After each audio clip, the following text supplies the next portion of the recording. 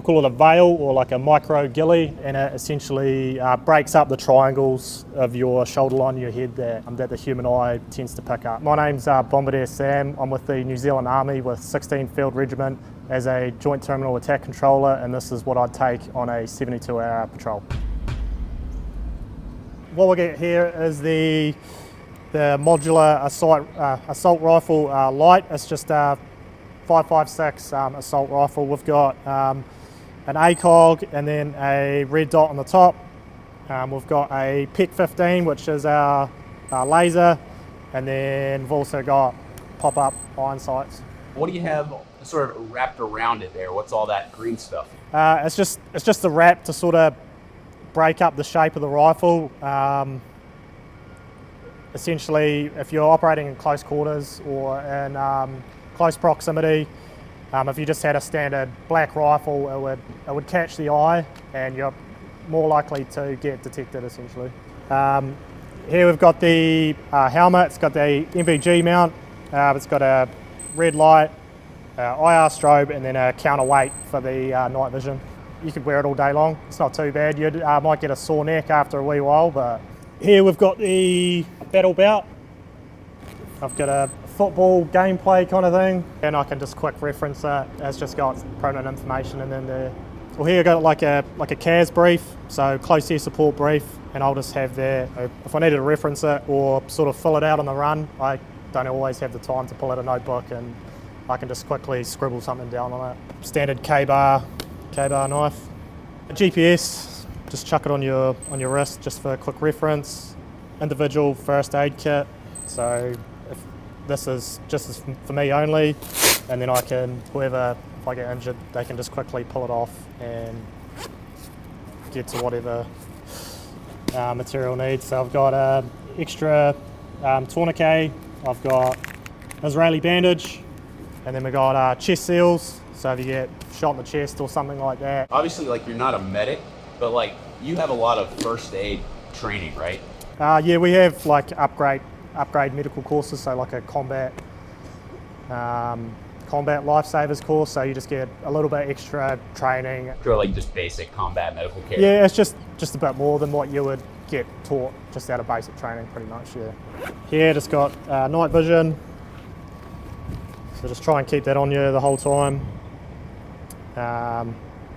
Ideally not in your bag, so if you forget it or leave it, then you can't operate at night. So now, does that attach to your helmet? Yep. So just attaches like that, and then just folds down. And here, another extra water bottle, trying to keep at least a litre on you. So just more water. Bit of rope, and then a pruning saw for cutting brush and that kind of thing, and that's just tethered to me so I don't lose it. Well, predominantly we operate in the Southwest Pacific kind of area, so a lot of our operations or previous operations are all conducted a lot of the time in the jungle or the bush. Just an extra magazine, and then a grenade pouch.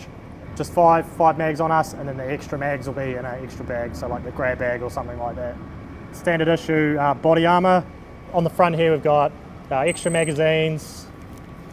We've got our ATAC, or essentially we can do all our mapping and all our connectivity off this. We can send data missions through radios and that kind of thing like that. We've got our push to talk, so talking on the radio. So we can operate up to 4 different channels on this, so talking to lots of different people. Got a dump pouch. To the my right hand side, we've just got different books we can reference. So this is like a J-fire, a joint fires, so this gives us all the information that we might need on the run, or we can reference it if we need to conduct some kind of mission with naval or air or ground. Just an extra notebook for CAS briefs and that kind of thing. It's just laminated, and then we go over it with sandpaper just so we can write on it in the rain with pencil. Just a back panel for extra stuff, whatever you might need, and then radio. No comms, no bombs. Yeah, comms are critical. You can't do anything out. Yeah, but isn't it tough in some jungle environments? Yeah, for sure. But we have techniques and tactics and stuff to mitigate that kind of stuff. On the left-hand side here, we've just got a IR pointer. If I wanted to talk to like a UAV or a fighter or something that's coming to strike a target, I could essentially rope him around like this and then lasso him onto whatever he's striking. Compass, it's got tritium in it, so you can see through night. You don't actually have to charge it with like an extra light to be able to illuminate the illuminators. So this is a special reconnaissance pack. It's essentially a 72-hour loadout. Essentially how the pack's configured is we like to have all our equipment on the exterior of the pack, so we're not constantly opening the pack and digging into the middle of it. On the top of the pack here is our claymore pouch. Obviously we'd put our claymore in there. In conjunction to that, would have we call it a veil or like a micro ghillie, and it essentially breaks up the triangles of your shoulder line of your head that the human eye tends to pick up. This would be utilised when you're in the observation post or conducting a close target reconnaissance. To the right here, we have we call it a hoochie. What's a hoochie?